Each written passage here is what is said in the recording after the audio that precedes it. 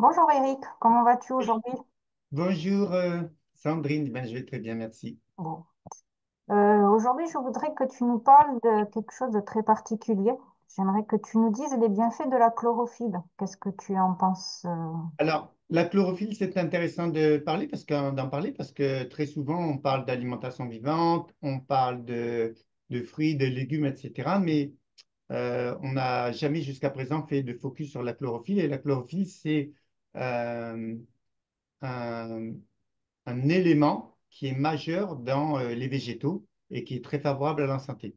Alors, comme il s'agit, lorsque on parle de bienfaits, c'est toujours, on n'a pas trop le droit normalement, surtout quand on est naturopathe, de donner des vertus en relation avec la santé quand il s'agit de plantes ou quoi que ce soit.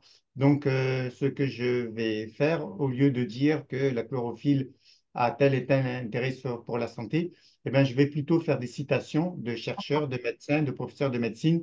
Et en fait, au lieu de parler en mon nom propre, je vais parler en faisant des citations. Ça me permet de rendre le discours légal déjà et crédible. Alors voilà. Alors la chlorophylle, c'est un élément majeur qui contribue à la puissance énergétique des aliments vivants, très riches en énergie vitale. On a déjà fait à plusieurs reprises le distinguo entre la notion d'énergie communément admise par la médecine officielle qui parle d'énergie en termes de calories et qui est générée euh, lors de la digestion. On dit que un glucide amène 4 calories, un lipide 9 calories, etc. Nous, ce n'est pas de cette énergie-là qu'on parle, c'est de l'énergie subtile dont on avait déjà donné la définition du docteur Lagarde qui permettait d'avoir une approche scientifique de cette notion d'énergie. Et puis, en gros, c'est l'électromagnétisme qui est issu d'un légume ou d'une plante ou d'un aliment. Naturel. Et, euh, et donc, la chlorophylle, évidemment, permet d'expliquer pourquoi un aliment est vitalisant. Alors, c'est un élément majeur qui contribue à la puissance énergétique des aliments vivants, très riches en énergie vitale. La chlorophylle est, d'une certaine manière, la forme chimique de l'énergie solaire. En fait, c'est vrai, la chlorophylle, c'est l'énergie solaire qui est rendue sous forme chimique. Elle se situe dans les... Alors, la chlorophylle donc, on a dit que cette forme chimique qui provient de la chlorophylle, cette forme chimique de l'énergie solaire se trouve dans les chloroplastes des cellules végétales et intervient dans la photosynthèse qui intercepte et transforme l'énergie solaire ou lumineuse en énergie chimique. Donc, on voit que là, il y a une réalité et une véritable définition euh, biochimique de l'énergie solaire transformée en énergie biochimique sous cette forme et qui se trouve dans les chloroplastes des cellules végétales. La chlorophylle se nourrit par autotrophie, c'est-à-dire qu'elle s'alimente par transformation ou réduction de matières inorganiques et minérales. Les organismes autotrophes, c'est ça, vivent sans prélever des molécules organiques dans le milieu où elles vivent. La matière organique et la matière fabriquée par les êtres vivants, végétaux, etc., euh, et autres décomposent donc les micro-organismes. Alors, lorsqu'on parle de chlorophylle, il est intéressant de savoir que la chlorophylle a de nombreuses plantes a la même structure moléculaire que l'hémoglobine du sang, si ce n'est que la molécule centrale est composée de magnésium et non de fer. Et ce qui est intéressant, c'est que quand des personnes manquent de fer, on a tendance à leur apporter des suppléments en fer. Et on Mhm. voit que dans certains cas, le fer ne remonte pas. Eh bien, de manière peut-être étonnante, lorsqu'on apporte de la chlorophylle, et la chlorophylle ne contient pas de fer puisque elle a composé de magnésium et non de fer euh, en son centre, eh bien, on voit les taux d'hémoglobine qui remontent. Alors, selon le professeur Lotier, la chlorophylle purifie et dynamise le sang. Elle le fluidifie de même qu'elle active les leucocytes.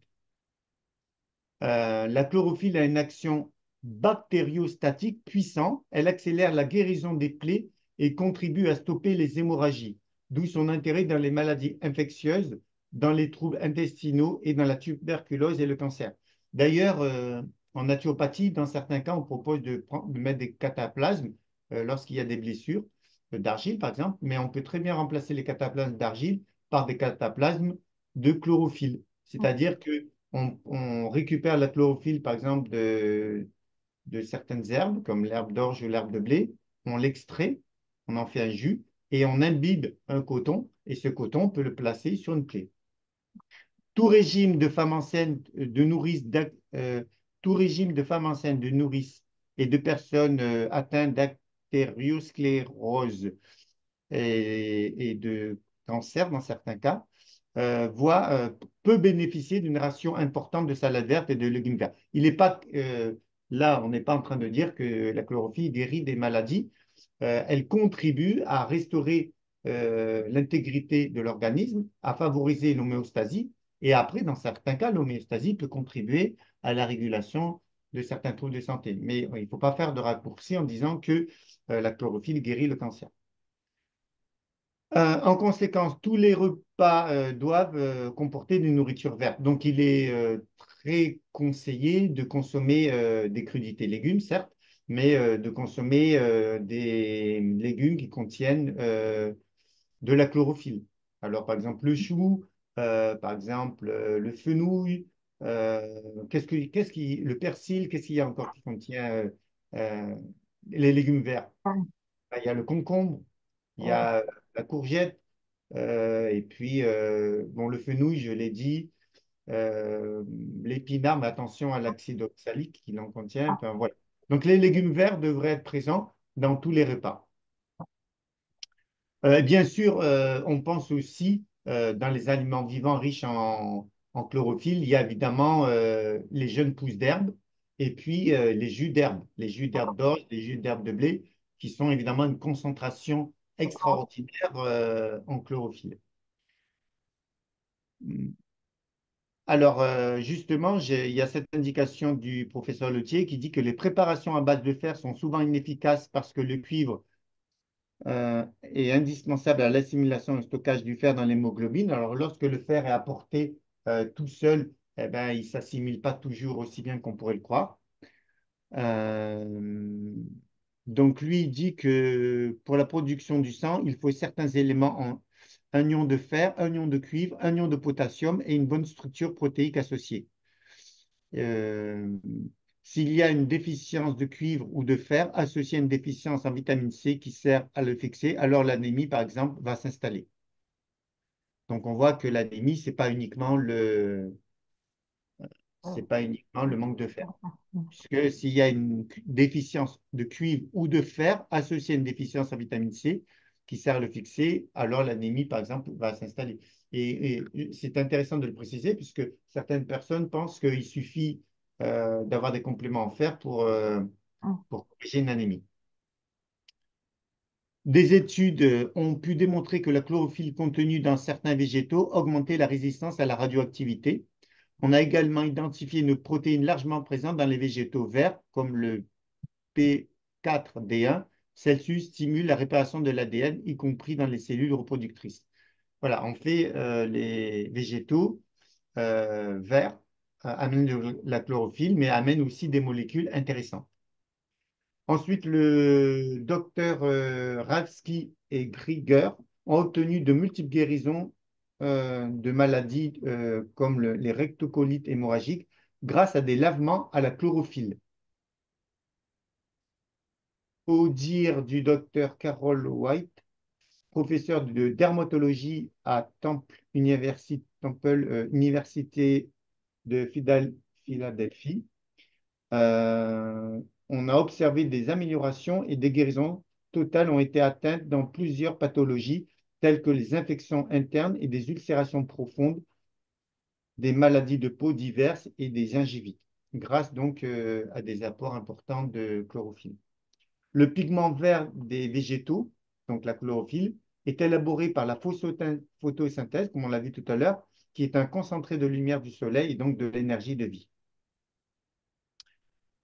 Et puis, il y a un autre médecin qui est Aliman Mann qui affirme que la chlorophylle est la seule substance qui peut transférer à travers les aliments que nous absorbons l'énergie du soleil qu'elle a stockée. Voilà, c'est vraiment la chlorophylle, c'est vraiment la manière pour nous d'absorber l'énergie solaire de manière chimique. Ensuite, la chlorophylle a la capacité de contenir, de convertir les gaz carboniques en oxygène, favorisant une meilleure oxygénation des tissus. Ceci stimule toutes les guérisons et est conseillé en tant qu'adjuvant majeur dans toutes les pathologies. Alors, on n'est pas en train de dire que la chlorophylle guérit toutes les maladies, mais qu'elle contribue à réguler des constantes, à réguler les fonctions d'homéostasie qui peut ensuite favoriser le retour à l'intégrité et à la santé. La chlorophylle est bénéfique dans la réduction et la production de gaz. Bon, ça, on vient de le voir. La chlorophylle est un régénérateur et un stimulant du foie. Cet effet a été confirmé par le docteur Waterberg de l'Université de Minnesota.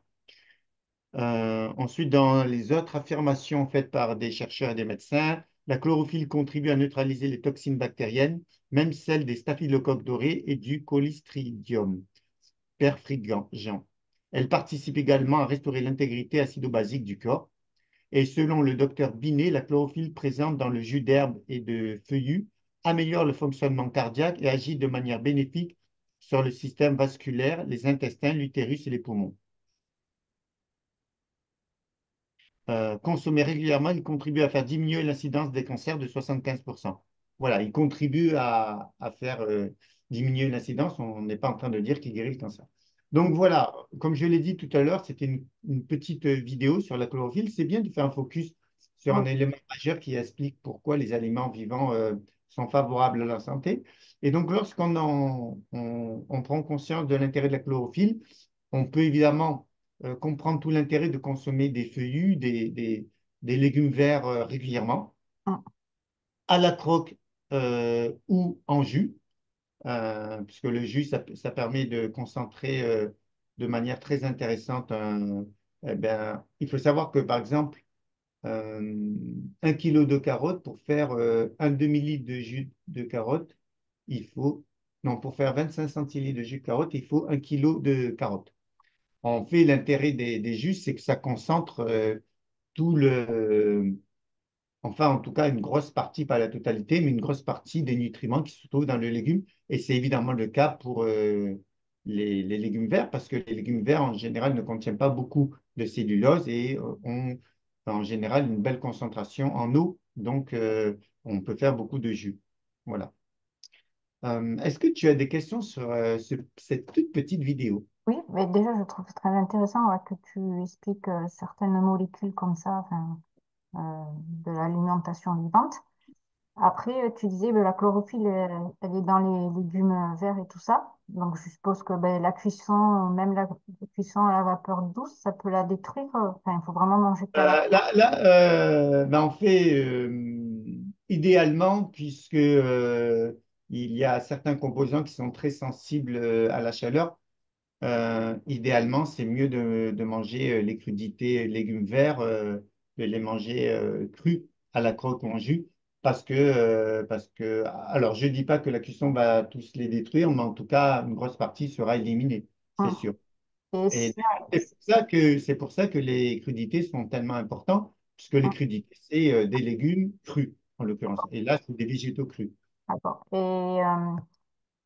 Ben, tout le monde n'a pas de jardin chez eux. Donc, quand on achète les légumes dans les magasins, tout ça, des fois, ça fait longtemps qu'ils sont cueillis. Est-ce que tu penses qu'il y a quand même encore des éléments...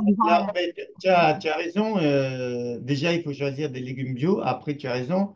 Un légume qui a été cueilli va perdre ce qu'on appelle son énergie vitale. D'accord. Euh, c'est un peu comme une batterie qui se décharge, en fait. Mais moi, j'achète des légumes régulièrement et j'en fais des jus. L'intérêt de faire des jus, c'est que certes, ça vaut pas, ça peut pas être comparé à un légume qu'on a extrait il y a 2 minutes ou il y a 20 secondes de la terre et qu'on consomme. Mais mm, aujourd'hui, qui peut manger les légumes qu'il a retirés il y a 30 secondes de la terre? mm. Ça, c'est quand même une exigence qui serait compliquée pour chacun d'entre nous. Mais l'intérêt de faire des jus de légumes, c'est que même si ils ont perdu un peu d'énergie vitale, mais ils restent encore avec une bonne concentration micronutritionnelle. Et donc, euh, ça reste très intéressant. Moi, en tout cas, je consomme en règle générale un demi-litre de jus de légumes avec carottes et d'autres légumes, légumes verts. Euh, Par exemple, j'ai mis du chou rouge, du chou vert, des carottes, un peu de gingembre, une pomme.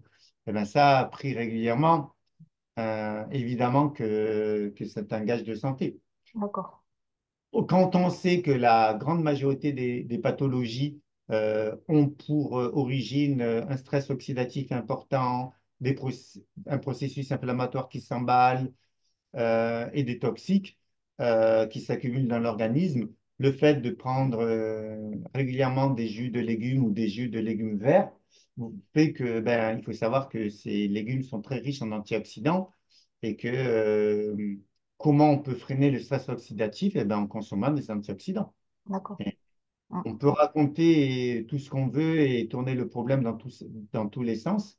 Lorsqu'on a une alimentation bien équilibrée avec une quantité régulière de fruits, de légumes et surtout de légumes verts à la croque ou en jus, euh, on le voit. C'est mm, expérimentalement, on le voit. mm, On, on a une santé, on a plus d'énergie, on a une meilleure santé que avant qu'on fasse cela.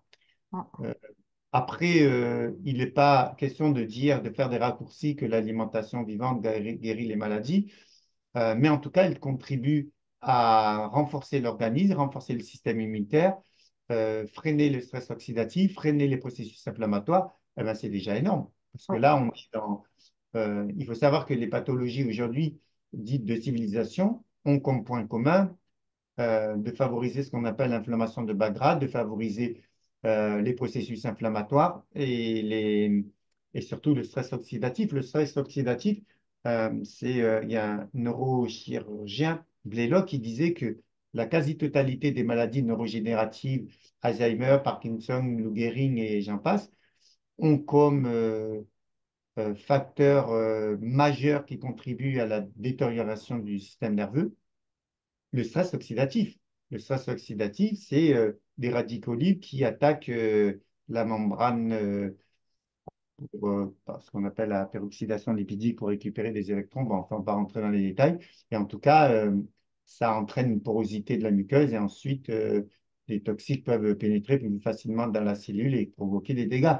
Donc, mm, en fait, c'est vraiment important de prendre des antioxydants, d'avoir une alimentation qui soit anti-inflammatoire. L'alimentation qui favorise, qui est pro-inflammatoire, c'est l'alimentation dénutrie et qui est riche en additifs et qui a été raffinée. Donc, si on est sur une alimentation complète avec peu de toxiques à dominante, enfin, où les aliments vivants sont présents, tels que les crudités, les graines germées, les légumes, les jus de légumes, les jeunes pousses, évidemment que on renforce son organisme avec tout un tas de molécules biochimiques qui vont être favorables au respect de l'intégrité de l'organisme et du fonctionnement cellulaire. Est-ce que tu as d'autres questions? oui. Après, je sais que dans le jus d'herbe, tout ça, t'en parles souvent. Je sais que ça a beaucoup de chlorophylle, mais c'est vrai que c'est pas évident quand même d'en cultiver des fois du frais à la maison. Voilà, ça demande Il y beaucoup a, de il y a- travail. il y a une époque où je faisais des graines germes, je faisais des jus d'herbe. Ah non, il n'y a pas la photo là. Euh, il y a une époque où je l'ai fait, alors carrément, j'ai allé chercher 200 kilos de terre. Hum, Chez un ami, après ces 200 kilos, je les montais chez moi. hum, Euh, et puis après, pendant 6 mois, je faisais mes graines germées. Les graines germées, bon, il faut en avoir plusieurs plateaux pour avoir ensuite des pousses de 12 à 15 centimètres. Et tous les matins, les couper parce que pour en avoir tous les jours un, il faut avoir en préparé plusieurs derrière. oui, C'est-à-dire ouais. qui viennent juste d'être germés, ceux qui ont quelques centimètres, ceux qui ont 8, 10, 12 centimètres. Donc, il faut 7, 8 plateaux pour avoir tous les jours un plateau de 14 à 15 centimètres. Évidemment que ça demande Ouais. énormément de discipline, d'énergie et d'organisation. Je l'ai fait et je me rappelle que pendant 6 mois, je m'étais retrouvé dans une énergie particulière, hein. Là, Ah, vous avez un niveau d'énergie vitale particulier, élevé, particulièrement élevé d'ailleurs. Et évidemment, ce n'est pas faisable dans nos vies de tous les jours, tout le temps. Par contre, on peut acheter de la poudre d'herbe ouais, c'est d'orge, ce que je veux dire. la poudre de jus d'herbe d'orge, par exemple de la marque Purasana que je trouve de bonne qualité. Et en fait, il y a une différence entre la poudre d'herbe d'orge et la poudre de jus d'herbe d'orge. La poudre d'herbe d'orge, qu'on a pris de l'herbe, on l'a déshydratée et réduit en poudre, mais il y a encore toute la partie cellulosique qui n'est pas intéressant, pas en valeur absolue, mais qui n'est pas intéressant dans ce cas-là, parce que là, on recherche les nutriments, qu'une concentration forte en nutriments. Par contre, la poudre de jus d'herbe d'orge, on a fait de la poudre, on l'a réduit en jus, le jus, on l'a déshydraté, et là, on a forcément une concentration micronutritionnelle plus dense, plus importante que s'il y a associé à cette poudre de la cellulose, qui D'accord. n'est pas intéressante. Je ne dis pas intéressante à valeur absolue, bien sûr qu'elle a des intérêts pour le ballast, pour le transit intestinal, mais si on veut une concentration forte en micronutritionnel, il vaut mieux la poudre de jus d'herbe d'orge. Et on peut acheter des sachets de poudre de jus d'herbe d'orge de la marque Purasana, qui est une bonne marque, garantie bio. Euh, et, euh, et on peut en prendre une cuillère à café, une cuillère à soupe tous les jours et ça permet euh, d'avoir un bon apport nutritionnel de manière quotidienne. D'accord. Associé quand même à des jus, des graines germées, etc. On ne prend pas ça exclusivement en se disant je peux aller chez McDo tous les jours, hein. Oui, oui, Voilà. oui. D'accord. Mais je veux dire, on peut en prendre, on a quand même notre dose de chlorophylle, plus les jus, tout ça. Comme tu dis, Voilà. c'est pas là pour guérir des maladies, mais en prévention, justement pour ne pas Ça. tomber Après, malade. lorsqu'on a des maladies, Ça lorsqu'on est aide. malade, le fait d'avoir une nourriture riche en micronutriments va contribuer euh, à favoriser la restauration de l'intégrité de l'organisme. Euh, C'est-à-dire que l'organisme va bénéficier de cet apport micronutritionnel et va pouvoir contribuer à faire des réparations Hum, dans certaines mesures, certes, mais on voit des gens qui avaient des atteints de troubles de santé importants, qui ont vu leur santé s'améliorer, voire se restaurer. Entre autres, je ne dis pas que c'est l'unique facteur, mais avec une alimentation optimisée, de bonne qualité, riche en chlorophylle, entre autres, ça c'est très important. Et voilà, ça peut contribuer à favoriser le retour à la santé, ça c'est clair. d'accord. Mais bon, le message, c'est quand même, c'est si on pouvait faire avant, pour ne pas tomber malade, Ah c'est ben oui, et notre message, il est surtout préventif que curatif, hein, ça c'est sûr. Hum, Euh, Aujourd'hui, il y a énormément de troubles de santé chez les jeunes, chez les adultes et chez les anciens qui pourraient être largement diminués en termes de quantité de personnes atteintes si les gens faisaient plus attention à leur alimentation. hum, Mais aujourd'hui, la tendance, c'est pas trop ça, quoi. Enfin, hum, évidemment qu'il y a des gens de plus en plus qui se réveillent et qui commencent à s'intéresser de manière importante à la qualité nutritionnelle, mais je trouve qu'on compte encore beaucoup, beaucoup, beaucoup de gens sur 100 personnes, il n'y en a que 10%. Alors, c'est mieux qu'avant, parce qu'avant, c'était pas 10%. Maintenant, il y a peut-être 10%, j'en sais rien, mais il y a plus de gens qui sont intéressés et font des efforts sur le plan nutritionnel.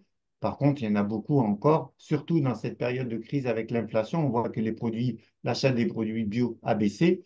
Et hum. ça on dit long sur les habitudes alimentaires qui n'étaient pas toujours parfaites et qui vont se dégrader, puisque si les gens font moins attention à la qualité des aliments, ben, ça va impacter leur santé, ça c'est Hum. sûr.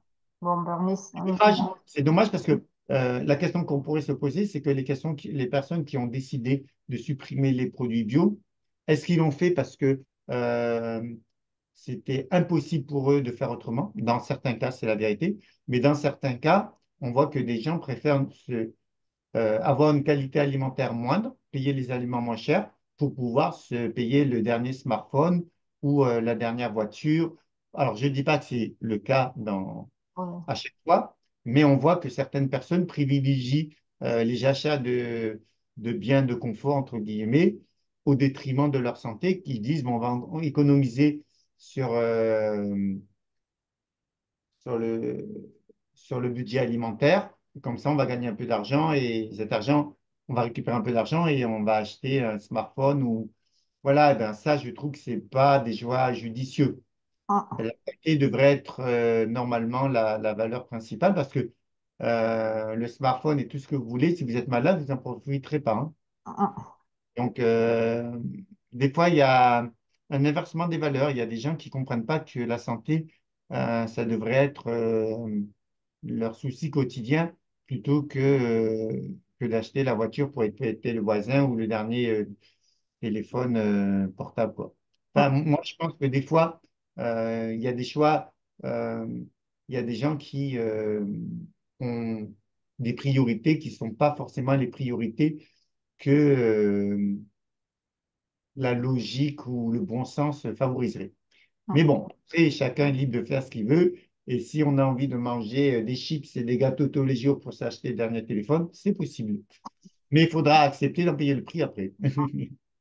Ensuite, la personne ne pourra même plus lire son téléphone parce qu'elle aura une cécité ou bien elle sera sourde, elle ne pourra plus l'écouter. Non, mais je caricature, mais Oui, c'est oui. un peu ça.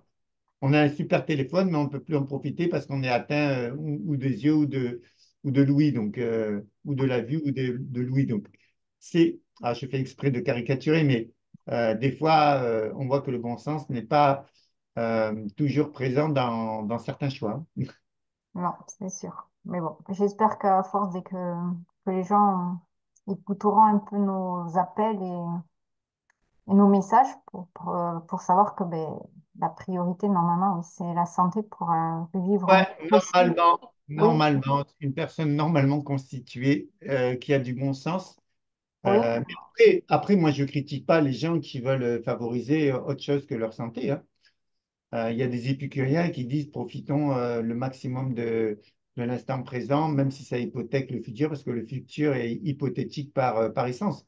Mais après, quand on a un cancer, ça, c'est pas hypothétique, ça devient une réalité. mm, Alors, je ne dis pas que l'alimentation vivante et que une alimentation bien réglée est une assurance à 100% des graves pathologies. Ceci dit, il y a des études qui montrent que c'est indéniable que quand on s'intéresse à son hygiène de vie, en général et particulièrement l'alimentation et qu'on optimise la qualité des aliments qu'on consomme, eh bien, il y a un impact réel et factuel sur son état de santé.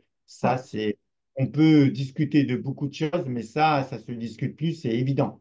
mm. Après, évidemment que si on mange bio et qu'on se dispute tous les jours, qu'on a une très grosse stress, euh, ça va pas être non plus très cohérent. Oui, oui, mais c'est un tout.